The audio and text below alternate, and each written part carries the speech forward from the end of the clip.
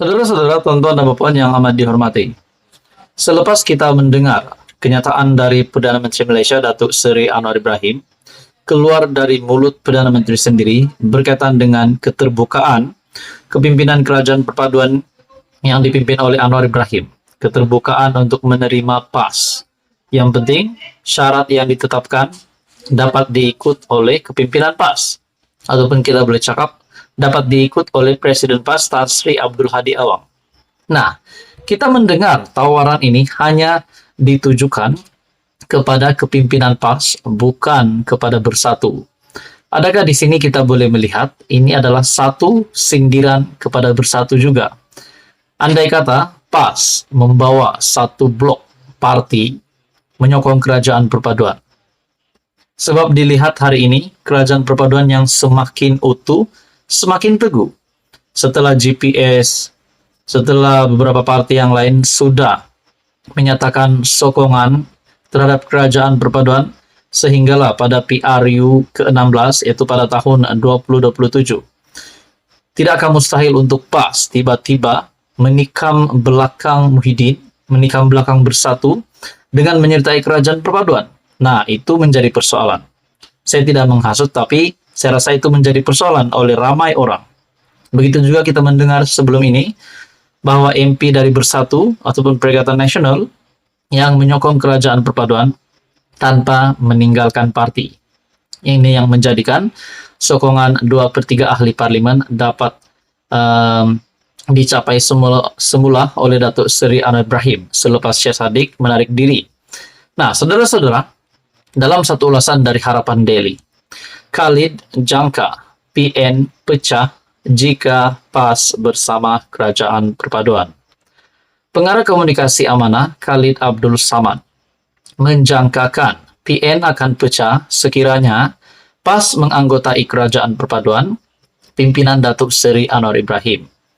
Beliau merasakan PPBM ataupun Bersatu tidak akan bersama dengan Kerajaan Perpaduan, dan kemungkinan PHBN juga tidak akan menerima Bersatu. Kalau PAS duduk dalam Kerajaan Perpaduan, makanya PN pecah. Kerana saya rasa Bersatu tidak akan bersama dan mungkin PHBN tidak akan terima Bersatu.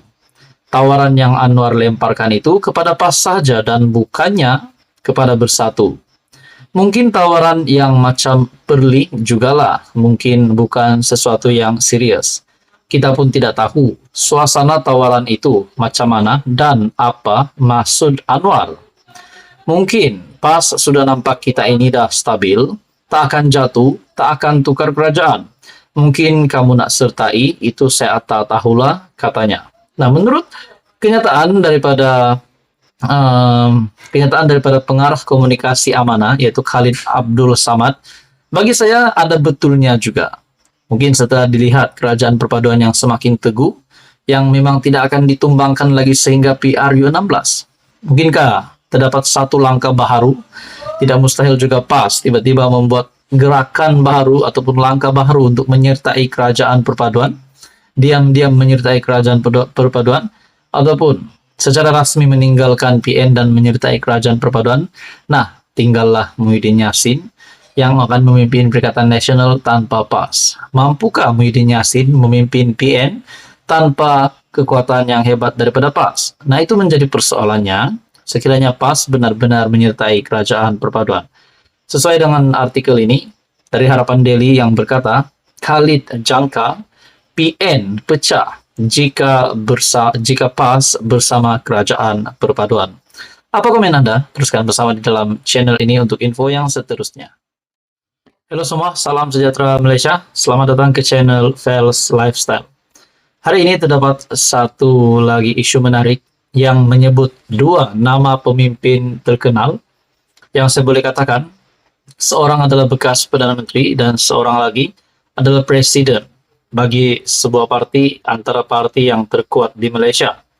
Tidak lain dan tidak bukan, keputusan berkaitan dengan kes 3R yang melibatkan nama Tun Dr. Mahathir dan juga Hadi Awang. Dalam sebuah artikel baru-baru ini mengesahkan AGC ataupun Jabatan Peguam Negara masih meneliti case 3R, Dr. Mahathir, dan Hadi Awang, serta Muhyiddin. Nah, bagi saya ini pasti satu lagi kejutan baru untuk Perikatan Nasional untuk Mahathir, Hadi Awang, dan Muhyiddin. Artikel dari Malaysia Kini, AGC masih teliti case 3R, Dr. Mahathir, Hadi, dan Muhyiddin. Nah, ada yang bertanya, adakah setelah nama ketiga-tiga pemimpin terkenal ini yang dilibatkan dengan isu 3R, adakah ketiga-tiga penama ini boleh dikenakan tindakan undang-undang berisiko untuk ditangkap? Nah, semua itu akan menjadi persoalan dan kita nantikan saja keputusan selepas ini.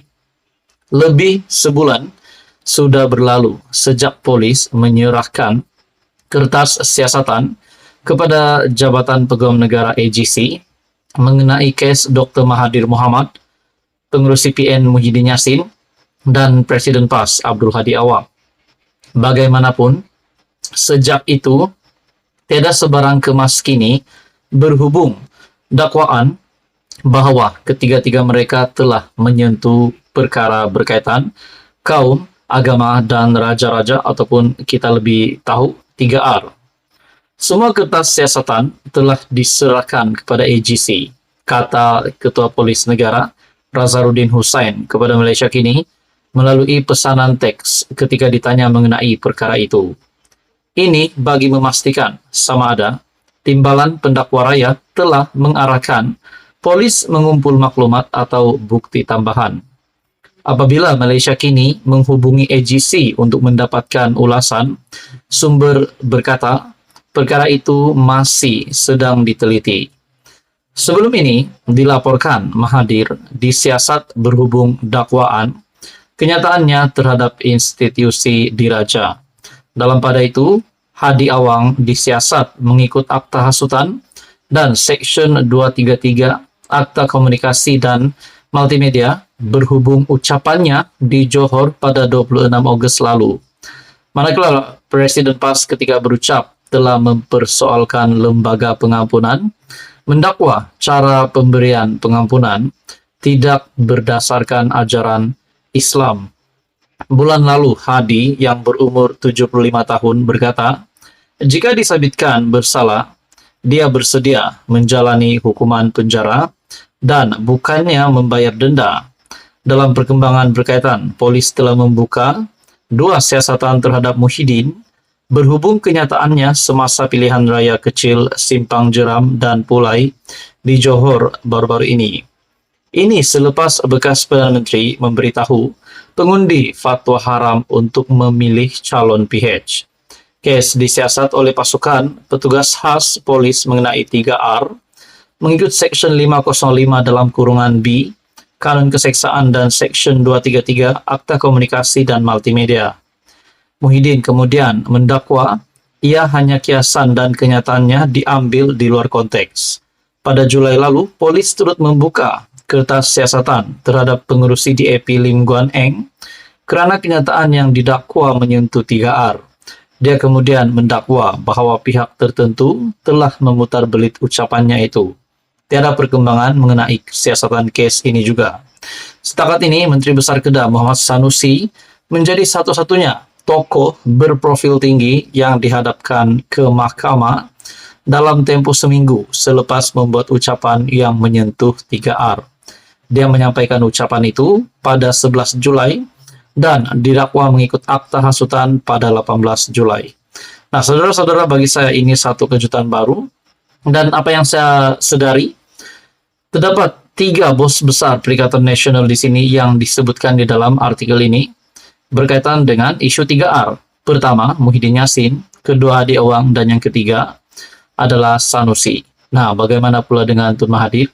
Adakah beliau kita boleh katakan juga sekutu PN yang menjadi bos besar PN juga, ataupun bos besar pembangkang yang juga disebut di dalam isu 3R. Jadi saudara-saudara, tuan-tuan dan puan, apa komen Anda?